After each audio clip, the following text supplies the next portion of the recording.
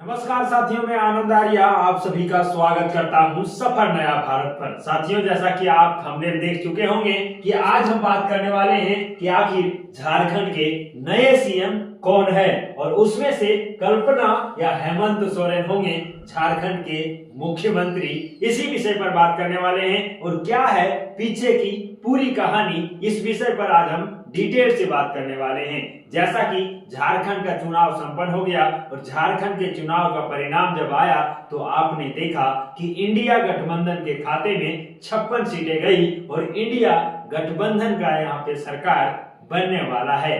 लेकिन सबसे बड़ा प्रश्न यह है कि आखिर झारखंड के मुख्यमंत्री कौन बनने वाले हैं। वही ऑप्शन एक ये भी होता है कि पिछले बार हेमंत सोरेन झारखंड के मुख्यमंत्री बने थे इंडी गठबंधन से, और वही इस बार भी जब इंडी गठबंधन का सरकार बनने वाला है तो क्या वाकई में हेमंत सोरेन ही अगला मुख्यमंत्री होंगे झारखंड का, या इस बार बदलाव होगा और उनकी धर्मपत्नी कल्पना सोरेन इस बार मुख्यमंत्री बनेंगे। ये सबसे बड़ा सवाल है। चलिए आपको इसी विषय के ऊपर हम लेकर के चलते हैं और जैसा कि आप चुनाव का परिणाम देखें तो आपको पता चला कि इंडी गठबंधन जो है उसके खाते में टोटल 56 सीटें जाती है। इसीलिए इंडी गठबंधन का झारखंड में सरकार बनने वाला है। यहाँ पे आप देखेंगे तो ये है झारखंड का विधानसभा और झारखंड का विधानसभा का शोभा किस प्रकार के नेता बढ़ा सकते हैं, ये सबसे बड़ा प्रश्न है। क्या वाकई में जो 5 साल पिछला सरकार रहा,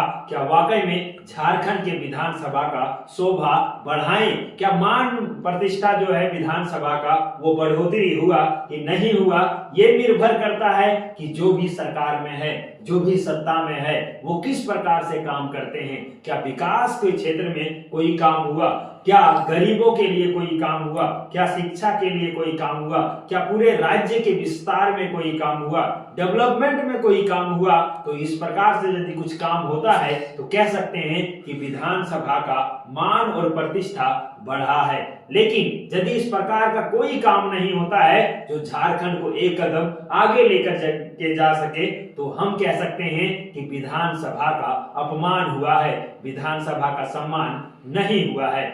आपको क्या लगता है कि आने वाले 5 साल भले किसी की भी सरकार हो, क्या वाकई में विधानसभा का सम्मान हो सकता है और पूरे झारखंड का सम्मान हो पाएगा या नहीं हो पाएगा, ये आपको बताना है। चलिए आपको हम लेकर के चलते हैं कि जैसा कि आप देख सकते हैं ये है कल्पना मुर्मू सोरेन और ये है हेमंत सोरेन की धर्मपत्नी।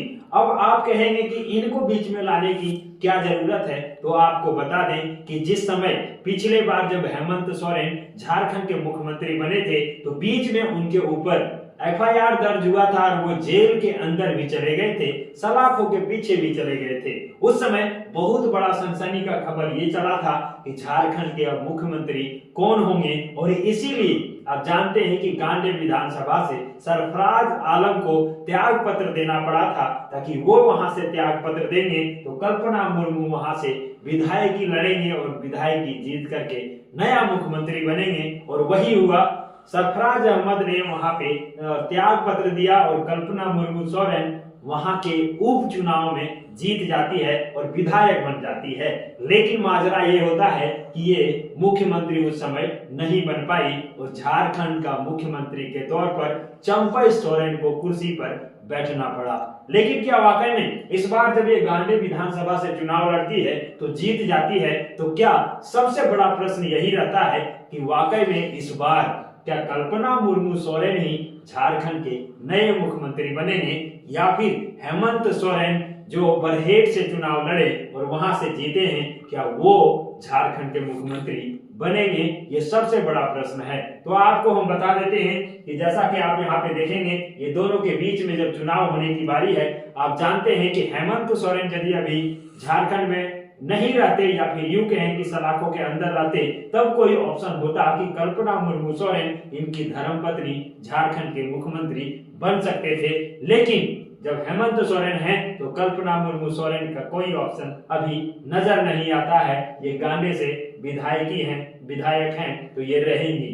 तो इस प्रकार से आपका भी बहुत सारा सवाल होगा और जैसा कि आप देखेंगे कि चुनाव में बहुत तरह का इस प्रकार की खबरें जारी हुआ और बहुत तरह की खबर आपको सुनने को देखने को मिला होगा। लेकिन अभी का जो आप देखेंगे जो मीटिंग हुआ है, हेमंत सोरेन राज्यपाल को जाकर के अपना त्याग पत्र दिए हैं, मुख्यमंत्री का इस्तीफा दिए हैं और वहीं नए सरकार बनाने की दावा भी पेश किए हैं। और आने वाले 28 नवंबर को मोरहाबादी मैदान रांची में शपथ ग्रहण समारोह भी होने वाला है। तो आपका क्या प्रतिक्रिया है? क्या आप क्या कहना चाहेंगे कि झारखंड का जो मुख्यमंत्री है वो किस प्रकार का मुख्यमंत्री होना चाहिए? क्या वाकई में झारखंड के मुख्यमंत्री के रूप में हेमंत सोरेन ही सही है? आपको क्या लगता है कि झारखंड का मुख्यमंत्री हेमंत सोरेन ही रहेंगे तो अच्छा होगा, या कल्पना मुर्मू सोरेन भी झारखंड के मुख्यमंत्री बनकर के झारखंड के विषय में कुछ बेहतर कदम उठा सकती है?